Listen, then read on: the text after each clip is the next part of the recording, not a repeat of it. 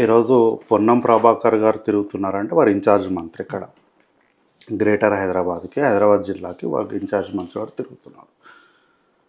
అయితే నేను చాలా రోజుల నుంచి అంటే దాదాపు ఒక నామినేషన్స్ ఇవన్నీ అయినప్పటి నుంచి ఒక కన్ఫ్యూజన్లో ఉన్నా. బీఆర్ఎస్ పార్టీ అభ్యర్థి ఎవరండి అంటే నాకు తెలియక ప్రజలు కూడా తెలుసుకుంటారని అడుగుతున్నా, అంతే, అంతకుమించి ఇంకోటి ఏం లేదు. ఎందుకంటే మొన్నటి వరకు అమ్మ నేనుంటా అన్నాయనేమో పోయి నామినేషన్ వేసి వచ్చాడు. మరి నేనే ముందు ఉంటా, నిన్ను గెలిపించే బాధ్యత నాదన్నాడు, నాది గెలిపించే బాధ్యత అన్నాయన కూడా వచ్చి నామినేషన్ వేసాడు. ఆయన నామినేషన్ వేసిన సందర్భం వేరు, ఆయన మీ రెబల్ గా వేయలేదు, వాట్ ఎవర్ ఇట్ ఇస్, మద్దతుగానే. Whatever it is, safe side ఎందుకు? సేఫ్ సైడ్ కాదు మేడం, సునీతమ్మ గారికి మద్దతుగా సునీతమ్మ నామినేషన్ ఈయన కూడా ఒక సెట్ వేయడం జరిగింది. ఈయన లేదా పర్సనల్? లేదు లేదు లేదు, అఫీషియల్ రికార్డ్ లో ఈయన పేరు బీఆర్ఎస్ అని రాసిన ఉంది. నేను కాదు, మీరు పోర్టల్ లో కొట్టండి మేడం. వాళ్ళ మధ్యలో కన్ఫ్యూజన్ ఉంది, ఎక్కడో చోట ఆమె నామినేషన్ వేస్తారు, ఇంకొకరి పేరు వేయరు. ఆమె సెట్ నే ఇంకొకరు తీసుకుపోయడం ఆమెకు అలానే వేసారు. ఆయన పేరు మీద వేసిండు, అట్లనే వేసిండ్రు. ఇవాళ మేడం వారికి పంచాంగం ఇస్తే పగటిలే చచ్చిపోతారు. లేదు మేడం, ఆయన సపరేట్ గా నామినేషన్ వేయలేదు, వేసిండు మేడం. ఎందుకు ఆయన నామినేషన్ వేసిండు, ఏమంటున్నా, ఆయన నామినేషన్ వేసిండు. ఇది ఏంటంటే ప్రజల్లోకి ముందు ఎక్కడ పోతుంది అని చెప్పేసి బీఆర్ఎస్ పార్టీకి ఏంది అంటే ఉద్యమం టైంలో మంచుకో చెడుకో తెలంగాణలో ఉన్నటువంటి కవులు, కళాకారులు, మేధావులు వీళ్ళందరూ కూడా కొంత బాసాట నిలవడం వల్ల అక్షరాలని అల్లడాన్ని, ఏమంటున్నా, మాటలు, పద్యాలు, కవిత్వాలు, రచయితలు అంతా కూడా కొంత వాళ్ళతో ట్రావెల్ చేయడం వల్ల వాళ్ళందరికీ అది బాగా అబ్బింది. కాబట్టి మనం మాట్లాడేటప్పుడు అక్షరాలని అల్లేసి అందంగా చెప్పినంత మాత్రం అబద్ధాలైన నిజాలు అయిపో, ఏమంటుంది. కాబట్టి వీళ్ళ క్యాండిడేట్ పైన వీళ్ళకి నమ్మకం లేక పుసుకున్న ఎక్కడ రిజెక్ట్ అయిపోతుందో అని చెప్పి భయంతో ఇంకొక నామినేషన్ కూడా ఆల్టర్నేట్గా వేయించి పెట్టిరు వీళ్ళు. నేనుంటా అన్న ఆయన వచ్చి నామినేషన్ వేసిండు. ఎందుకు రేపు పొద్దున మీరు ఆయన క్యాండిడేట్గా ఆయన మేము ఎలక్షన్ ఏజెంట్లమని చెప్పి ఆయన పేరు మీద అఫీషియల్గా రిటర్నింగ్ ఆఫీసర్లు సంతకం పెట్టి కార్డులు ఇస్తున్నాక ఇంకా మా పేర్ల మీద వేయలేదని ఎందుకు? దీన్ని దాపెట్టేదేముంది? అంతా రేపు పొద్దున బ్యాలెట్ పేపర్లో ఆయన ఫోటో కూడా వస్తుంది, ఆయన గుర్తు కూడా వస్తుంది. కాకపోతే బీఫాము ఈమెకి ఇచ్చి ఉంటారు, ఇండిపెండెంట్గా ఆయన పేరు ఉంటుంది ఖచ్చితంగా. మీకు కావాలంటే ఇప్పుడు ఈడ మనం ఆడిడ చెక్ చేసేది ఎందుకు? నేను ఇన్నే ఉంటా కదా, ఇదే వేదిక పైన రిజల్ట్ వచ్చే రోజు కూడా ఉంటా కదా. ఎన్నికలు అయిపోయిన తర్వాత ఆ బ్యాలెట్ షీట్ పేపర్ దొరికితే ఎలక్షన్ కమిషన్ ఆఫీసర్ దగ్గరికి వెళ్ళి ఏమైనా నమూనా దొరికితే తీసుకొచ్చి చూపిస్తాను నేను ఇదే వేదిక పైన. కాబట్టి ఈరోజు వీళ్ళు 10 ఏళ్ళుగా వీళ్ళు ఏం చేసినారో చెప్పడానికి వీళ్ళకి ఏం లేదు, కానీ ఈరోజు వచ్చి సానుభూతి మీద మాకు ఓటేయండి అని అడుగుతున్నారు. ఇదే కల్వకుంట్ల తారక రామారావు గారు పాలేరులో మాట్లాడింది ఏంటి? మా వెంకటరెడ్డి గారు మాజీ మంత్రి దామోదరం వెంకటరెడ్డి గారు చనిపోయినప్పుడు ఆవిడ పెద్దావిని ఎందుకు ఇబ్బంది పెడుతుంది కాంగ్రెస్ పార్టీ, ఇంత నిజ రాజకీయాలకు ఎందుకు ఒడగడుతుంది కాంగ్రెస్ పార్టీ, ఎందుకు కొద్దిగా నాకేండి అంతేగా, నేను ఎందుకు మీకు డాక్యుమెంటే తెచ్చి చూపిస్తా ఆ రోజుకి. కాబట్టి కాంగ్రెస్ పార్టీ ఎందుకు ఆ పెద్దవాడని ఇబ్బంది పడుతుంది? కాంగ్రెస్ పార్టీకి చిత్తశుద్ధి ఉంటే ఆమెకు ఒక ఎమ్మెల్సీ ఇచ్చి వారిపైన గౌరవాన్ని నిలబెట్టవచ్చు కదా. ఈ సానుభూతి రాజకీయాలు ఎన్నేళ్ళు చేస్తారు అని అదేదో సినిమాల అల్లు అర్జున్ సినిమాల బ్రహ్మానందం చెప్పినట్టు చెప్పిండు. మరి ఈరోజు ఆయన ఏం చేస్తున్నాడు? ఈరోజు సానుభూతి ఏడుపులు ఎందుకు?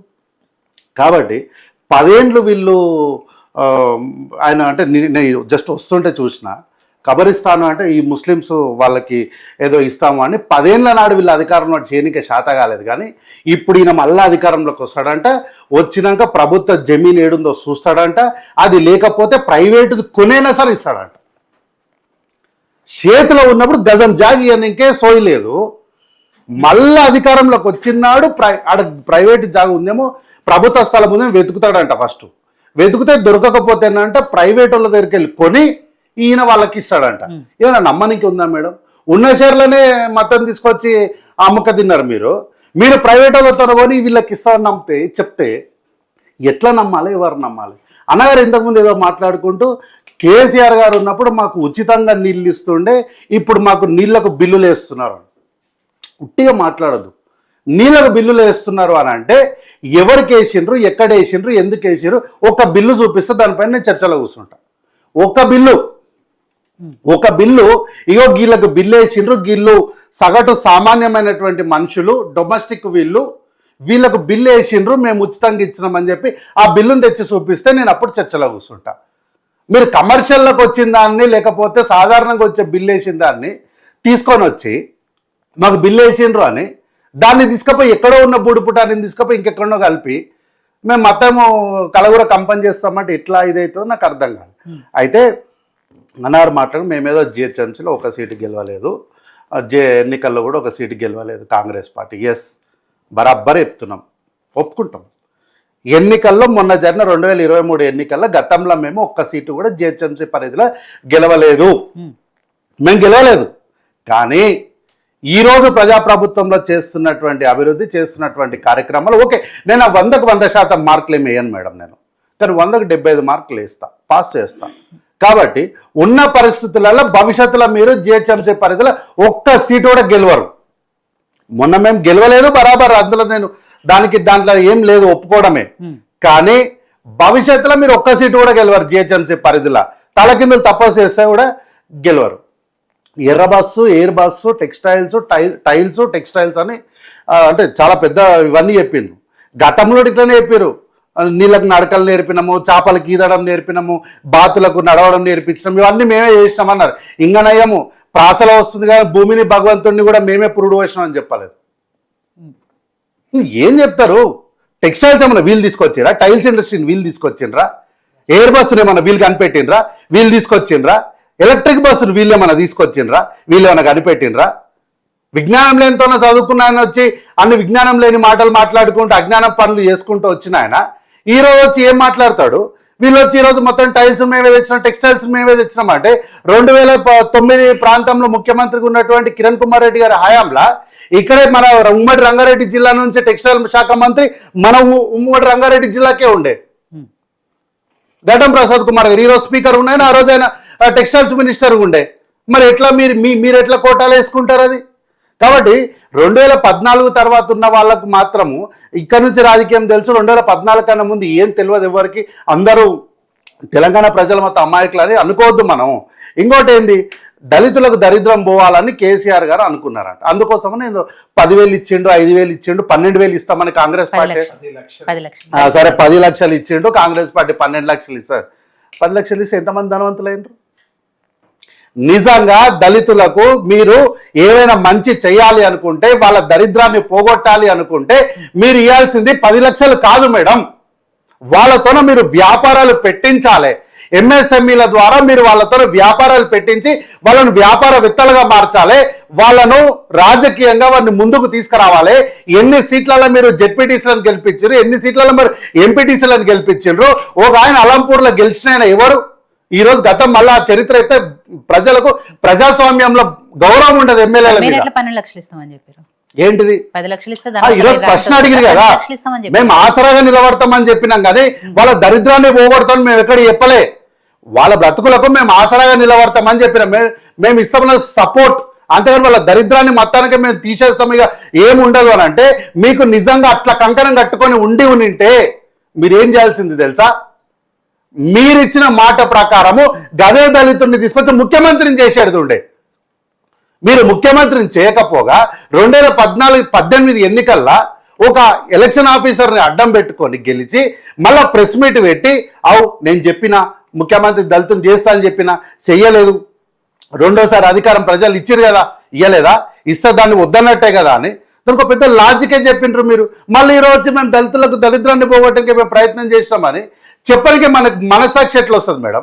ఆ ఇచ్చిన 10 లక్షల్లో కూడా నేనన్నమాట కాదు, సాక్షాత్తు కల్వకుంట్ల చంద్రశేఖరరావు గారే ప్రెస్ మీట్ పెట్టి ప్రెస్ మీట్ అంటున్నా, ఎమ్మెల్యేల సమావేశం పెట్టి వాళ్ళ పార్టీ ఆఫీస్లో నాకు విశ్వసనీయ వర్గాల నుంచి ఖచ్చితమైన సమాచారం వస్తుంది, మీరు 10 లక్షల దగ్గర నుంచి 4 లక్షలు మీరు వసూలు చేస్తున్నారు కమిషన్ల కింద, మానుకోండి అని చెప్పిండు తప్ప తీసుకున్న 4 లక్షలు రిటర్న్ ఇచ్చేసేయండి అని ఎందుకు చెప్పలేదు? ఇంతకన్నా మీరు ఇంత అన్యాయాలు చేసి, ఇంత అక్రమాలు చేసి ఈరోజు మళ్ళా మాకు ఓటేయండి అని సానుభూతి మీద అడుగుతున్నారు కదా. ప్రజలందరూ ఉండి మీకు కాకపోతే ఎవరికి వేస్తామని, ప్రజలందరూ ఉండి మీకు కాకపోతే వేస్తామని మీరు పోయినప్పుడు చెప్తున్నారేమో కానీ బరాబర్ మీ కార్యకర్తలే చెప్తున్నారు. నిన్న ఆమె ఎవరు కేతమ్మ ఉంటది, ఆమెను తీసుకొచ్చి మాట్లాడిపించారు. పాపం ఆమె ఏమన్నది, నవీన్ యాదవ్ మంచోడు, మేము ఆయనను ఏమనము అని అన్నది. తర్వాత పార్టీ ఎవరిది అని చాలా విషయాలు మాట్లాడింది. కాబట్టి మీ టిఆర్ఎస్ పార్టీ కార్యకర్తలే మీ ఎంబడ తిరుగుతున్నారు కానీ మా నవీన్ యాదవ్ గారికి ఓటేయాలని చెప్పి ప్రజలు ఏమనుకుంటున్నారో నేనైతే చెప్పలేను, ఎందుకంటే నేను దేవుణ్ణి కాదు. కానీ సగటు సాధారణంగా రాజకీయాలు ఉన్నటువంటి రాజకీయవేత్తగా, ఒక పార్టీ కార్యకర్తగా అవతల పార్టీ కార్యకర్తలు ఏమనుకుంటారో నేను చెప్పగలను. కాబట్టి బీఆర్ఎస్ పార్టీ కార్యకర్తలు మొత్తం కూడా తిరుగుదంపై గీడ మీటింగ్లకి ఈడ వస్తాం, ఆయన ఏదో టుబాల్లో ఇట్లా తిప్పారు కదా, అన్ని చేద్దాం. కానీ ఓటు వేసేటప్పుడు మాత్రం నవీన్ అన్నకు ఓటేయాలని మీ బీఆర్ఎస్ పార్టీ కార్యకర్తలు అనుకుంటున్న మాట మాత్రం వాస్తవం. అందులో జత అవుతున్న వాళ్ళు ఎవరంటే బీజేపీ వాళ్ళు. ఓ, ఇందులో బీజేపీ వాళ్ళు మిక్స్ అయ్యారా మళ్ళీ? Of course. Right. So Prem garu, ఇక్కడ ఈసారి